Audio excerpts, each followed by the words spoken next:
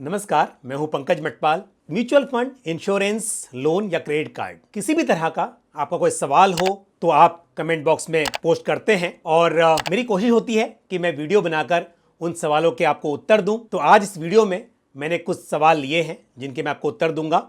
तो शुरू करते हैं कार्यक्रम, लेते हैं एक करके सभी सवाल। पहला सवाल जो मैं ले रहा हूं, ये पूछा है प्रदीप कुमार महातो जी ने। प्रदीप जी ने बताया है कि उनकी उम्र 40 साल की है और वो जानना चाहते हैं कि 15 इयर्स के लिए यदि उन्हें इन्वेस्ट करना है तो उन्हें कौन सी कैटेगरी के म्यूचुअल फंड्स में इन्वेस्ट करना चाहिए, किस तरह की स्कीम्स में इन्वेस्ट करना चाहिए, कौन सी कैटेगरी होनी चाहिए। ये निर्भर करता है कि आपका ऑब्जेक्टिव ऑफ इन्वेस्टमेंट क्या है, आप किस उद्देश्य के लिए इन्वेस्ट करना चाहते हैं, कितने समय के लिए आप इन्वेस्ट करना चाहते हैं और साथ ही आपका रिस्क एपेटाइट कैसा है, कितना रिस्क लेने की आप क्षमता रखते हैं। तो यहां पर आपने बताया है कि 15 साल के लिए आप निवेश करना चाहते हैं। हालांकि मुझे आपके रिस्क एपेटाइट यानी कि जोखिम सहने की जो क्षमता है उसके बारे में नहीं पता है, किस लिए आप इन्वेस्ट करना चाह रहे हैं वो भी मुझे नहीं मालूम। लेकिन इस बात को ध्यान में रखते हुए कि आप एक लॉन्ग टर्म इन्वेस्टर हैं, मैं कहूँगा कि आपका एलोकेशन ज़्यादा इक्विटी फंड में होना चाहिए, क्योंकि इक्विटी फंड्स में पोटेंशियल है अच्छे रिटर्न्स जनरेट करने का। डेट के हिसाब से आप एक hybrid fund, specially balance advantage fund की जो कैटेगरी है उस कैटेगरी का एक फंड अपने पोर्टफोलियो में शामिल कर सकते हैं। लेकिन इक्विटी फंड्स में आपको ज़्यादा निवेश करना चाहिए और इक्विटी में डाइवर्सिफाइड इक्विटी फंड्स आपके लिए सूटेबल रहेंगे।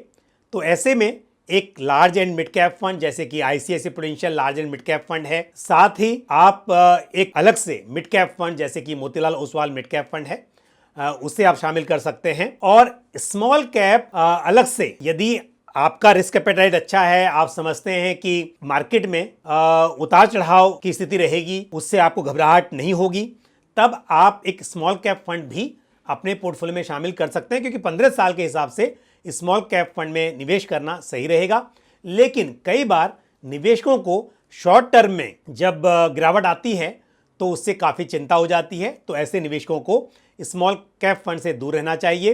तो ऐसे में यदि आप चाहते हैं कि स्मॉल कैप में थोड़ा एक्सपोजर रहे लेकिन अलग से वो फंड स्मॉल कैप फंड ना हो, तो आप एक मल्टी कैप फंड या फ्लेक्सी कैप फंड को अपने पोर्टफोलियो में कंसिडर कर सकते हैं।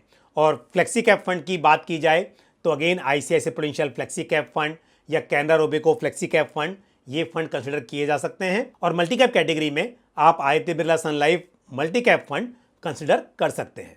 मैंने इस प्रश्न का उत्तर काफ़ी विस्तार से दिया। तो यदि आपको एक अच्छा खासा अमाउंट इन्वेस्ट करना है, आपको एक अच्छी राशि के साथ एसआईपी की शुरुआत करनी है, तब ऐसे में large cap, mid cap, small cap, balance advantage fund, सभी तरह की कैटेगरीज शामिल की जा सकती हैं।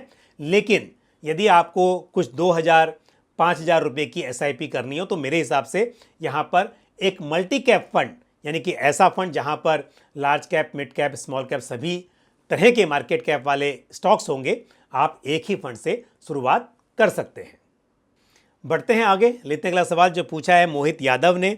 मोहित ने कहा है कि मैं उनका पोर्टफोलियो रिव्यू करूं, और मोहित के पोर्टफोलियो में है Parag Parikh flexi cap fund, SBI small cap fund, Axis small cap fund, साथ ही Canara Robeco small cap fund, और सभी में 3,000 रुपये पर मंथ की एसआईपी चल रही है। लेकिन इन्वेस्टमेंट होराइजन 30 ईयर्स का है। देखो मोहित, ऐसा है, वैसे तो मैं कहूँगा कि इतने सारे फंड्स एक ही कैटेगरी के पोर्टफोलियो में रखने का कोई मतलब नहीं होता है। आपके पास में एक ही फ्लेक्सी कैप फंड है और बाकी एसबीआई, एक्सिस, कैनरा, यानी कि 3 स्मॉल कैप फंड हैं और तीनों में 3,000 मतलब कि आप 9,000 रुपये स्मॉल कैप में इन्वेस्ट कर रहे हैं और पराग पारिक फ्लेक्सी कैप फंड में 3,000 रुपीज़ आप इन्वेस्ट कर रहे हैं। सलाह आपको मेरी ये होगी कि चाहे आप बहुत लंबी अवधि की बात कर रहे हैं, लेकिन हर तरह के मार्केट कैप वाले म्यूचुअल फंड्स की अपनी इंपॉर्टेंस है। तो यदि आप एक large and mid cap fund अपने पोर्टफोलियो में शामिल करें तो वो बेहतर होगा। तो आप ICICI Prudential large and mid cap fund या Motilal Oswal large and mid cap fund को कंसिडर कर सकते हैं। इन 3 स्मॉल कैप फंड्स में से आप एक में एसआईपी कैंसिल कर सकते हैं। हालांकि तीनों फंड्स अच्छे हैं। साथ ही आपने क्योंकि बात कही है 30 साल की, तो ऐसे में एक इंटरनेशनल फंड भी आपके पास हो तो वो अच्छा है। हालांकि पारंपरिक फ्लेक्सी कैप फंड का थोड़ा एक्सपोजर इंटरनेशनल स्टॉक्स में है, तो फिलहाल के लिए यदि आप इंटरनेशनल फंड ना भी ऐड करें तो चलेगा, लेकिन एक large and mid cap fund अपने पोर्टफोलियो में शामिल करेंगे तो मेरे हिसाब से वो अच्छा रहेगा। अगला सवाल जो मैं ले रहा हूं ये पूछा है विनय कुमार बालियान ने, और विनय जी का सवाल ये है, बल्कि उन्होंने बताया है कि उनके पास 23 लाख रुपए इकट्ठा हो चुके हैं उनके पोर्टफोलियो में, जिसका extended internal rate of return 18% यहां पर आ रहा है। और उन्होंने ये 8-9 ईयर्स पहले स्टार्ट किए थे, जब 6 to 8,000 पर मंथ की ये शायद SIP कर रहे थे, लेकिन समय के साथ बढ़ाते रहे और अब 60,000 रुपीज़ पर मंथ की SIP कर रहे हैं। बहुत बहुत बधाई आपको, आपने समय के साथ निवेश को बढ़ाया है और साथ ही एक अच्छी खासी राशि आपने इकट्ठा भी कर ली है। अब सवाल आपका जो है वो है Franklin India smaller companies fund को लेकर। विनय जी, आप कह रहे हैं कि फंड की परफॉर्मेंस अच्छी नहीं है, पिछले 2.5 साल से आप 2,000 के SIP कर रहे हैं और फंड की परफॉर्मेंस से आप खुश नहीं हैं। मैं थोड़ा सा आपकी बात से सहमत नहीं हूं, क्योंकि Franklin India smaller companies fund जो कि एक स्मॉल कैप फंड है, उसकी यदि पास्ट परफॉर्मेंस देखें तो लास्ट 1 ईयर में लगभग 43% का रिटर्न डिलीवर किया है स्कीम ने। मैं डायरेक्ट स्कीम की बात कर रहा हूं, तो 43% का रिटर्न डिलीवर किया है एज ऑन टुडे, जब मैं वीडियो रिकॉर्ड कर रहा हूं, यानी कि 4 जुलाई 2023 को। तो ये जो कल की NAV बनी थी उसके हिसाब से मैं बता रहा हूं, बट 43% का रिटर्न एक साल में। लास्ट 3 ईयर्स के CAGR की बात करें तो वो आ रहा है लगभग 43% अगेन, और 5 ईयर्स का CAGR लगभग 16% का है, और 10 ईयर्स का CAGR लगभग 23% है।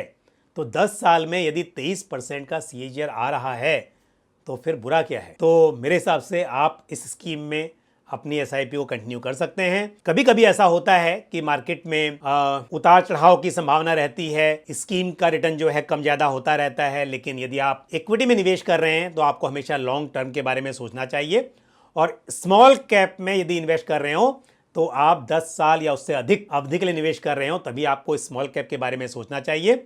और ऐसे में हमने देखा कि 10 साल का CAGR भी यहाँ पर अगर देखें तो बहुत ही अच्छा रहा है। तो बहुत बहुत बधाई, all the best to you. एक और सवाल मैं ले रहा हूं, इनका नाम है महबूबा। इन्होंने कहा है कि सर आपने 4 म्यूचुअल फंड सजेस्ट किए थे और 4 नाम बताए हैं, ICICI prudential MNC fund, Motilal Oswal mid cap fund, Canara Robeco small cap fund और साथ ही क्वांट फ्लेक्सी कैप फंड। और जानना चाहते हैं कि 20 साल का नजरिया है, 20,000 रुपये निवेश करने हैं सब में, यानी कि 5,000 पर स्कीम। तो कैसा रहेगा? बिल्कुल, अगर मैंने बताए हैं तो कुछ सोच के ही बताए हैं, बिल्कुल सही है। आप यदि 5,000 हर स्कीम में निवेश कर रहे हैं और लंबे समय के लिए तो फंड्स अच्छे हैं, लेकिन मैं कहूँगा कि आप चाहें तो क्वांट फ्लेक्सी कैप फंड की जगह पर एक मल्टी कैप फंड भी अपने पोर्टफोलियो में रख सकते हैं, क्योंकि लंबा नज़रिया है। वैसे तो अलग से भी आपने मिड कैप, स्मॉल कैप और MNC के जरिए लार्ज कैप में भी एक्सपोजर लिया है, लेकिन आप अगर क्वांट फ्लेक्सी कैप फंड को रखना चाहें तो अच्छा फंड है फ्लेक्सी कैप कैटेगरी का। अदरवाइज आप एक मल्टी कैप फंड भी कंसिडर कर सकते हैं, और मल्टी कैप फंड में मेरी चॉइस का फंड रहेगा Aditya Birla Sun Life multi cap fund. बढ़ते हैं आगे, लेते हैं अगला सवाल, और ये आज का आखिरी सवाल होगा मेरे हिसाब से। सवाल पूछने वाले ने अपना नाम नहीं बताया है। वीडियो यानी कि यूट्यूब पे जो इनका अकाउंट है वो Amazing3169 के नाम से है, और आपने सवाल पूछा है मेरे उस वीडियो पर जहां पर मैंने इंडेक्स फंड वर्सेस ETF यानी कि दोनों को कंपेयर किया है, उनकी खूबियां बताई, क्या उनमें अंतर होता है वो बताया। और आपने सवाल पूछा है कि यदि ETF में आप यूनिट्स को तभी बेच सकते हैं जब बायर हो, क्योंकि ETF जो होते हैं सेकेंडरी मार्केट में शेयर्स की तरह ट्रेड होते हैं, यानी कि कोई बेचता है कोई खरीदता है। तो इस तरह से आपके जो ETFs हैं वो ट्रेड होते हैं, खरीदे और बेचे जाते हैं। आप जानना चाहते हैं कि इंडेक्स फंड में जब आप यूनिट्स को सेल करते हैं तो कौन खरीदता है। देखिए, आपने इंडेक्स फंड बाय किया फंड हाउस से, आपको यूनिट्स रिडीम करनी है, आपने फंड हाउस को रिक्वेस्ट सबमिट की और उन्होंने आपकी यूनिट्स रिडीम की और आपको पैसे मिल जाएंगे। अब सवाल यह है कि वो क्या करेंगे, तो वो डेफिनेटली पहली बात तो यह है, अब सवाल यह है कि वो क्या करेंगे। अब पहली बात तो यह है कि फंड में थोड़ा कैश अवेलेबल होता है, कोई भी स्कीम में थोड़ा कैश होता है तो उस कैश से रिडम्पशन ओबलाइज किया जाता है। जो पूरा पैसा होता है उसका छोटा हिस्सा थोड़ा कंपनी एज अ कैश अपने पास मेंटेन करती है, वो एक चीज़ है।